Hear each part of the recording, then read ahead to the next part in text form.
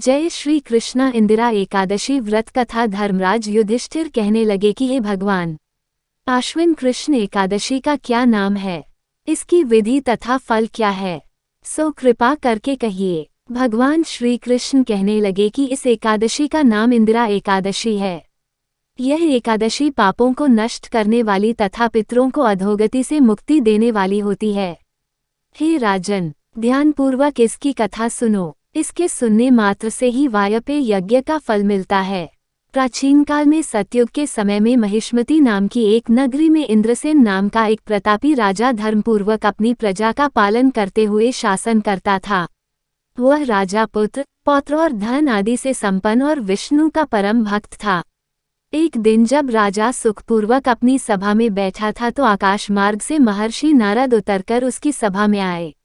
राजा उन्हें देखते ही हाथ जोड़कर खड़ा हो गया और विधिपूर्वक आसन व अर्घ्य दिया। सुख से बैठकर मुनि ने राजा से पूछा कि हे राजन, आपके सातों अंग कुशल पूर्वक तो हैं, तुम्हारी बुद्धि धर्म में और तुम्हारा मन विष्णु भक्ति में तो रहता है। देवर्षि नारद की ऐसी बातें सुनकर राजा ने कहा, हे महर्षि, आपकी कृपा से मेरे राज्य में सब कुशल है तथा मेरे यहाँ यज्ञ कर्मादि सुकृत हो रहे हैं। आप कृपा करके अपने आगमन का कारण कहिए। तब ऋषि कहने लगे कि हे राजन, आप आश्चर्य देने वाले मेरे वचनों को सुनो। मैं एक समय ब्रह्मलोक से यमलोक को गया। वहां श्रद्धापूर्वक यमराज से पूजित होकर मैंने धर्मशील और सत्यवान धर्मराज की प्रशंसा की। उसी यमराज की सभा में महान ज्ञानी और धर्मात्मा तुम्हारे पिता को एकादशी का व्रत भंग होने के कारण देखा। उन्होंने संदेशा दिया, सो मैं तुम्हें कहता हूँ। उन्होंने कहा कि पूर्व जन्म में कोई विघ्न हो जाने के कारण मैं यमराज के निकट रह रहा हूँ। सो हे पुत्र, यदि तुम आश्विन कृष्णा इंदिरा एकादशी का व्रत मेरे निमित्त करो तो मुझे स्वर्ग की प्राप्ति हो सकती है। इतना सुनकर राजा कहने लगा कि हे महर्षि, आप इस व्रत की विधि मुझसे कहिए। नारद जी कहने लगे, आश्विन माह की कृष्ण पक्ष की दशमी के दिन प्रातः काल श्रद्धापूर्वक स्नानादि से निवृत्त होकर पुनः दोपहर को नदी आदि में जाकर स्नान करें। फिर श्रद्धापूर्व पितरों का श्राद्ध करें और एक बार भोजन करें। प्रातः काल होने पर एकादशी के दिन दातून आदि करके स्नान करें। फिर व्रत के नियमों को भक्तिपूर्वक ग्रहण करता हुआ प्रतिज्ञा करें कि मैं आज संपूर्ण भोगों को त्याग कर निराहार एकादशी का व्रत करूंगा।